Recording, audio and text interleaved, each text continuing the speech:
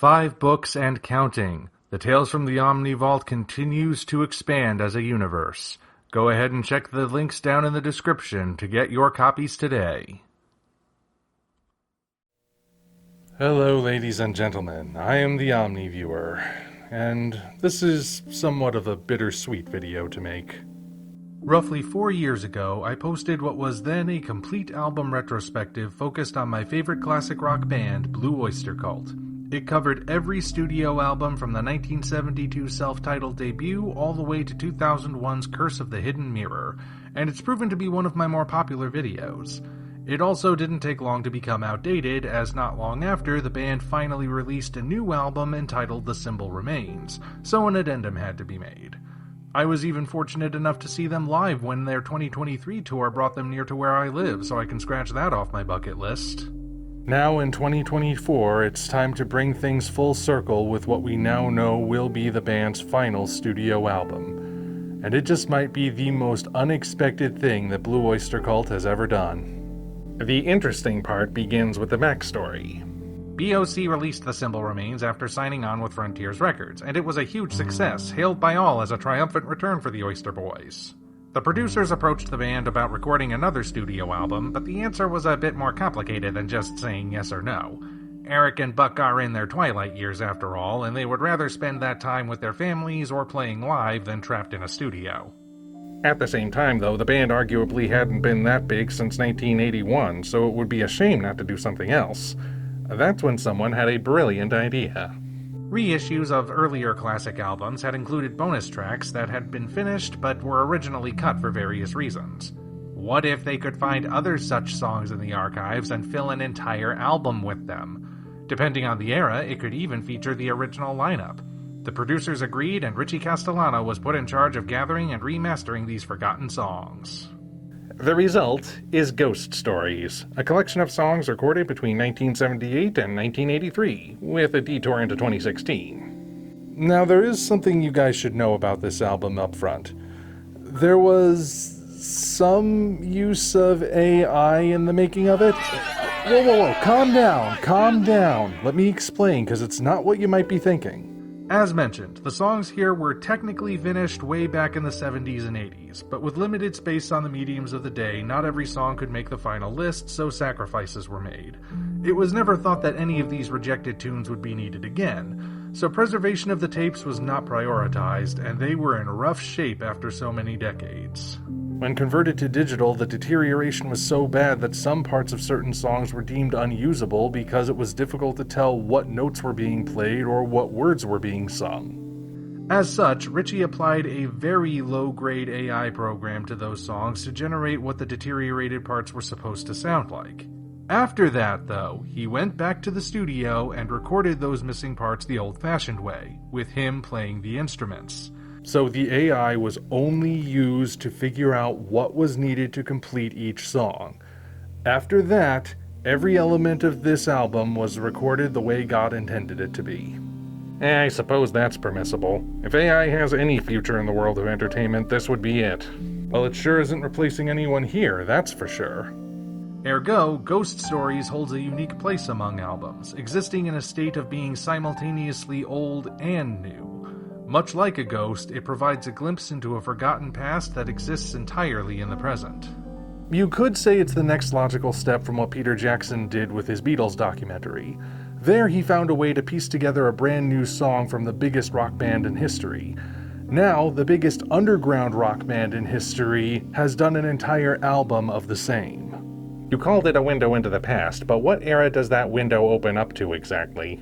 Well, we know the general idea, but the specifics are a bit harder to pin down. Barring track 12, which was recorded in 2016, every other song here was recorded between 1978 and 1983. 4 classic albums can be found in this era: Mirrors, Cultosaurus Erectus, Fire of Unknown Origin, and The Revolution by Night. Which songs are stricken from which albums, however, is not specified. The only ones we can definitely place are So Supernatural and Don't Come Running to Me. They both have Rick Downey on drums, so they could only have been cut from Revolution. The other songs could go just about anywhere. I suspect that Soul Jive and Cherry were supposed to be on Mirrors, since that's the quote-unquote pop album, and they both sound very poppy. I can also surmise that the covers of Kick Out the Jams and We Gotta Get Out of This Place were meant for that album too, given how it was preceded by the live album Some Enchanted Evening where those covers debuted, so studio versions would have been timely. From there, I would guess that The Only Thing and Late Night Street Fight might have been struck from Fire, but I can't say that for certain. If true, that would leave Gun, Shot in the Dark, and Money Machine for Cultosaurus.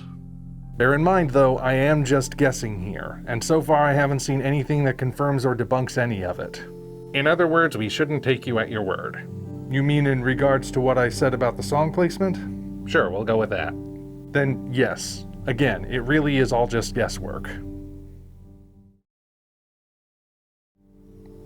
But what about the songs themselves? Remember, each of these things was stricken from previous albums, which means they weren't viewed as hit singles or even as filler. Ghost Stories is an album comprised entirely of unwanted material. Who knew if any of these would be hidden gems or just a bunch of dirt with rocks in it? Well, first things first, BOC are best known for songs with a slightly paranormal bend, and a title like Ghost Stories might have you expecting content like that. However, there's only one song on the list that unambiguously fits that description, that being the first single, So Supernatural. There's also a hint of fantasy in the first verse of The Only Thing, though the rest of the song is a meditation on the nature of love. I'm pretty sure that means Ghost Stories has the fewest such songs when compared to other cult albums. I wonder if that's why they were cut, because they didn't quite match the image cultivated by then. It's possible. Both of those songs have Joe on lead vocals, by the way. And they're both on the slower side, but in different ways. So Supernatural uses its slowness to create a creepy atmosphere, thus setting the mood for lyrics that describe an encounter with what I'm pretty sure is meant to be a seductive vampire. That's what the video shows, anyway.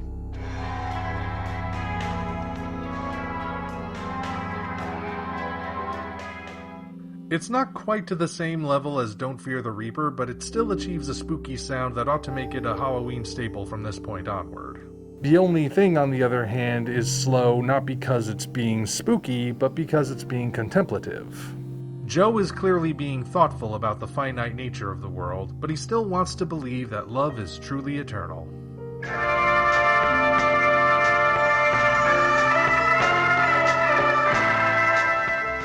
It's not musically heavy, but it is very thoughtful, engaging the mind the way classic cult songs are known to do. May as well discuss the cover songs next, since two of them already have a prominent place in the band's history. As I said, the live versions of Kick Out the Jams and We Gotta Get Out of This Place debuted on Some Enchanted Evening. The studio versions are pretty much exact matches with only a few minor differences.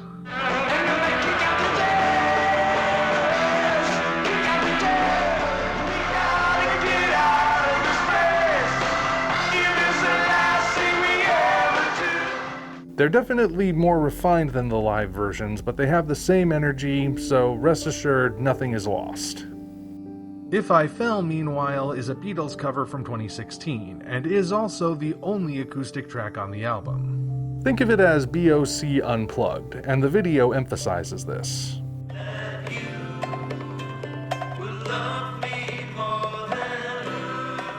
How much you like this one will depend on how you feel about this kind of music. I would say it's not bad by any stretch, but personally I prefer the rest of the album. For me, the biggest surprise was Shot in the Dark, an homage to pulpy, hard-boiled detective stories. It opens with an intentionally rambling narration to set the mood, then goes into a classic "She walked into my office and I knew she was trouble" scenario. I was just about thinking about going home. After all, I didn't have many people coming in to see me too often. Things escalate quickly, and the ending carries a dark ambiguity to it that makes you wonder what happened, or if the story is really over. This is one I probably would have enjoyed if it had been on a classic album, and I enjoy it now that it's finally available. Of a similar narrative is Gun, which describes a man who goes on a killing spree. It's got a more general, dark aesthetic to the lyrics, though the music is a deliberate practice in auditory dissonance.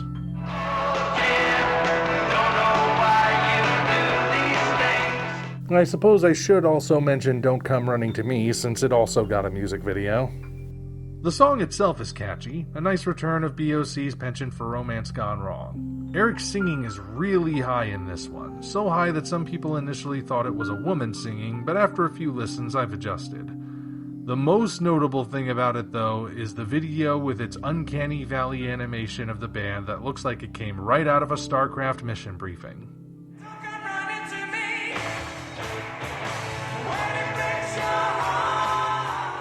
Naturally, I can't rule out the possibility that it looks that way on purpose.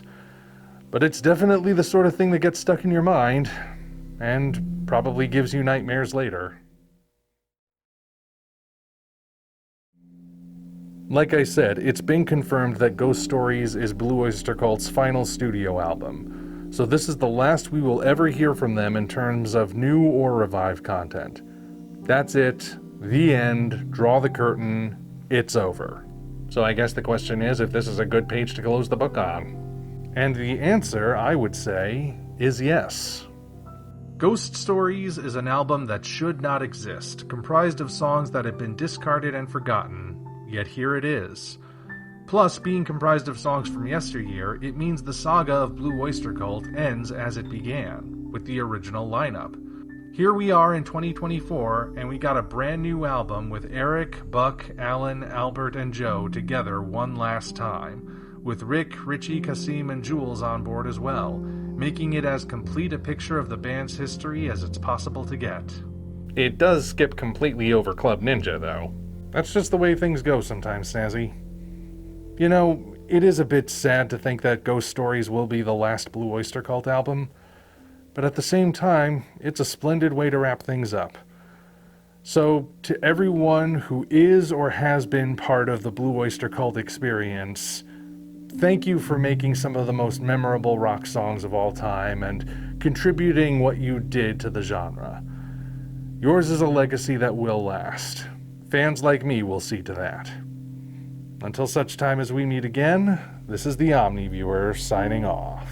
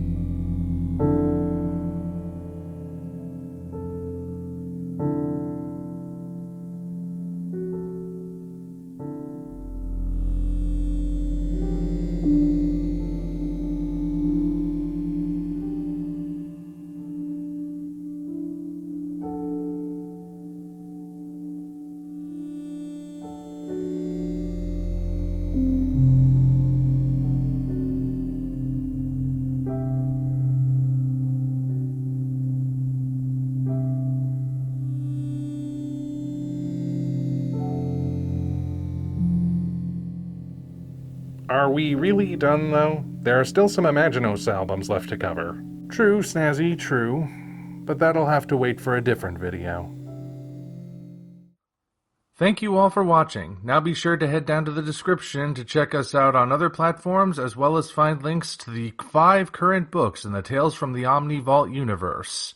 Again, thank you all, and we'll see you next time.